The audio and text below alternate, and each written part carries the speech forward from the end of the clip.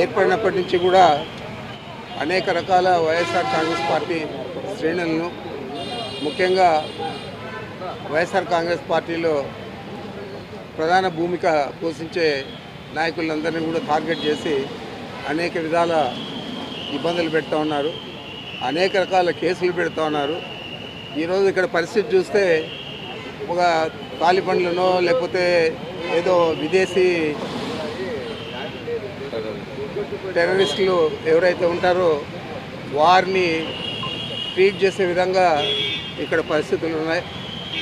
మరి ఒక ప్రజాప్రతినిధికి ఇవ్వాల్సిన గౌరవాన్ని ప్రజాప్రతినిధులుగా ఉన్న చంద్రబాబు నాయుడు కానీ వారి మంత్రివర్గ సభ్యులు కానీ ఎందుకు విస్మరిస్తూ ఉన్నారు నాకు అర్థం కావడం లేదు.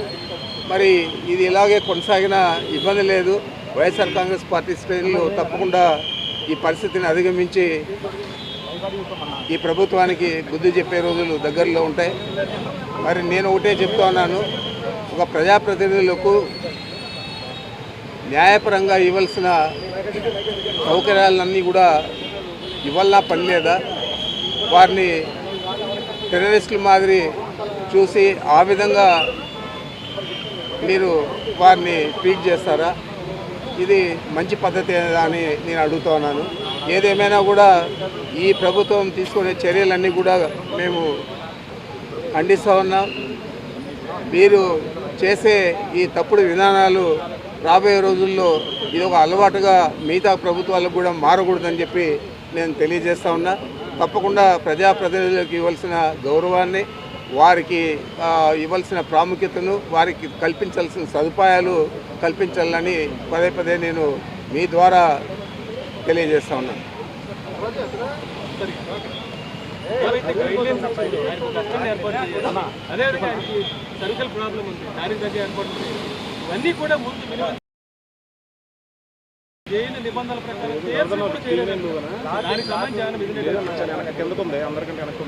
మరి మిథున్ రెడ్డి గారు ఎలాంటి ఇబ్బంది అయినా కూడా ఎదుర్కొంటాడు తప్ప నాకు ఆ సౌకర్యం కావాలా ఈ సౌకర్యం కావాలా అని చెప్పే వ్యక్తి కాదు. ఇప్పుడు కూడా ఆయన ఏం కూడా నాకు చెప్పలేదు. అయితే ఇక్కడ ఉన్న పరిస్థితుల దృష్ట్యా అక్కడ ప్రభుత్వం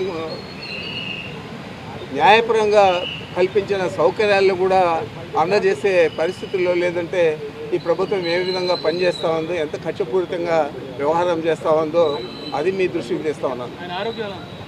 ఆయన బాగున్నాడు, సంతోషంగా ఉన్నాడు. సార్ 3 పూట్ల భోజనానికి ఇంటి భోజనానికి ఒప్పుకున్నారా? రూమ్లో టీవీ అలాంటిది ఏం లేదు. 3 పూట్ల భోజనం లేదు. ఒక పూట భోజనానికి ప్రభుత్వం అదే న్యాయస్థానం అది పర్మిషన్ ఇచ్చింది కాబట్టి ఆ విధంగా అలో చేస్తారని నేను అనుకుంటా ఉన్నాను. ఇప్పటికైతే ఏం లేదు. ఈరోజు ఏమన్నా చేస్తారేమో తెలియాలి. పార్లమెంట్ సెషన్ ఖచ్చితంగా నేను చూడాల్సి ఉందని చెప్పి అందరూ పొందుపరిచారు. అంటే అది వెసులుబాటు తీసుకుంటారంటారా? చూడాలి, ఎంపీగా ఉన్నారు కాబట్టి ఈరోజు చూడాలి. ఒకవేళ కనుక నిబంధనలకు ఒప్పుకోకపోతే అంటే ఏ రకంగా ముందుకు వెళ్ళబోతున్నారు? ఒక ప్రజాప్రతినిధి నిబంధనలు మీరు వెళ్ళారు, మళ్ళా న్యాయస్థానాలని ఆశ్రయిస్తాను.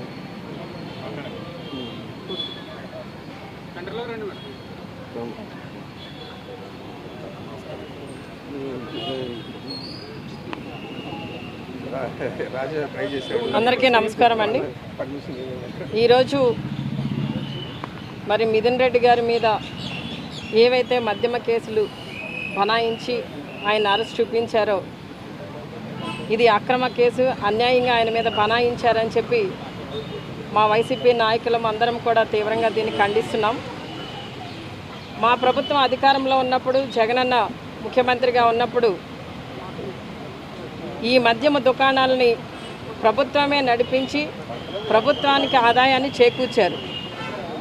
ఆ రోజున మరి ఆ విధంగా నడిచిన ఈ మద్యమ షాపులు మరి వాటిలో ఈ రోజున స్కామ్ జరిగిందని చెప్పి లేనిపోని నిందలన్నీ కూడా మా ఎంపీ మిథున్ రెడ్డి గారి మీద మోపి ఆయన్ని ఈ విధంగా మరి జైలు పాలు చేయడం అనేది నిజంగా మరి మేమందరం కూడా బాధపడుతూ మరి మేమంతా ఆయన పక్షాన నిలబడుతూ ఆయనకు సపోర్ట్గా ఉండడం జరిగింది. అంటే ఈ రోజున ఎంతసేపు కూడా ఈ కూటమి ప్రభుత్వం డైవర్షన్ పాలిటిక్స్కి తెరలేపుతూ ఈ రోజున మిథున్ రెడ్డి గారి మీద బనాయించిన అక్రమ కేసు కూడా ఒక డ్రామా అని చెప్పి మీకు తెలియజేస్తున్నాను. అంటే గతంలో మా ప్రభుత్వం అధికారంలో ఉన్నప్పుడు మేము ఎటువంటి డిస్టిలరీకి కూడా పర్మిషన్స్ ఇవ్వలేదు. మా ప్రభుత్వం అధికారంలో ఉన్నప్పుడే మేము మద్యం దుకాణాలని 30% తగ్గించడం జరిగింది. మా ప్రభుత్వం అధికారంలో ఉన్నప్పుడే బెల్ట్ షాపులన్నింటినీ కూడా రద్దు చేయడం జరిగింది. అంటే మేము మద్యాన్ని నియంత్రించడం జరిగింది. ఇంత కట్టడిగా చక్కగా మద్యం షాపుల్ని అంటే ప్రతి ఒక్కరికి కూడా అందుబాటులో ఉండకుండా ఆ రోజున ధరలు కూడా పెంచడంతో మద్యం నియంత్రణ అనేది చక్కగా జరిగింది. అలాంటి పరిస్థితిలో మధ్యవర్తులు ఎవరూ లేని పరిస్థితిలో మరి ఈ మద్యం దుకాణాల్లో ఏ విధమైన స్కామ్ జరిగిందని మేము మీ ద్వారా ప్రశ్నిస్తున్నాను ప్రభుత్వాన్ని. అంటే ఈ రోజున మధ్యవర్తుల ద్వారా ఈ మద్యం దుకాణాలను నడిపేది ఎవరు? ఈ కూటమి ప్రభుత్వమే కదా. మరి అలా అయితే ఇప్పుడు కూడా జరగాలి కదా స్కామ్ అనేది. ఈ రోజున మేమంతా కూడా ఈ ఏదైతే మిథున్ రెడ్డి గారిని అరెస్ట్ చూపించారో, ఆయన మీద అక్రమ కేసులు ఏవైతే బనాయించారో ఇవన్నీ కూడా డైవర్షన్ పాలిటిక్స్కి మాత్రమే తప్ప ఈ రోజున వాళ్ళకి ఇచ్చే హామీలు ఏమీ నెరవేర్చలేని పరిస్థితిలో ఉన్నారు. కాబట్టి రోజుకొక డ్రామాకి తెరలేపుతున్నారు. అంతకుమించి ఇక్కడ అక్రమాలు జరిగింది కానీ మిథున్ రెడ్డి గారు ఏదో స్కాములు చేసేసారు అన్నది కానీ ఏదీ లేదు.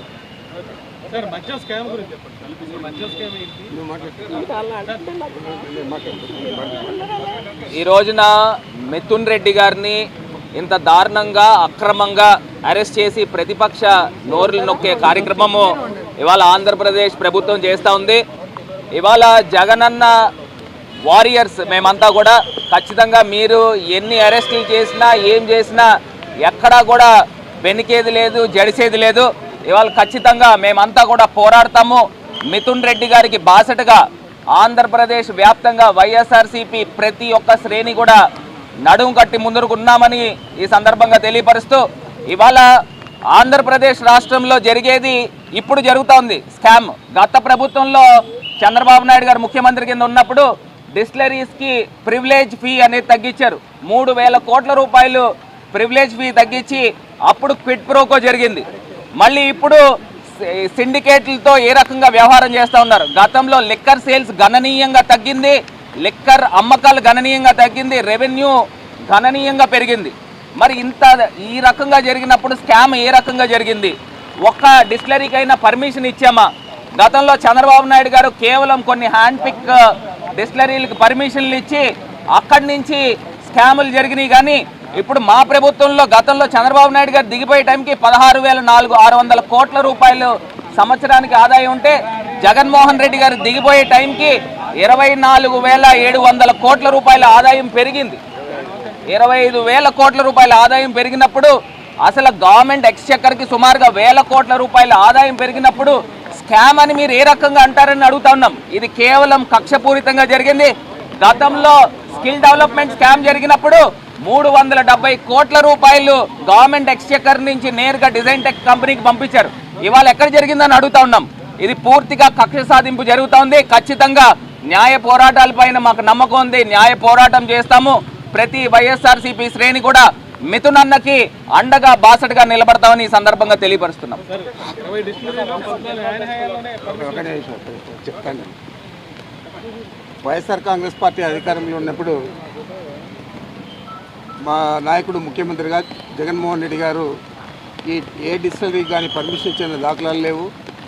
ఏ డిస్టిలరీ నుంచి కూడా మనం ఇల్లీగల్గానో లేకపోతే వేరే విధంగా తీసుకున్న దాఖలాలు కూడా లేవు.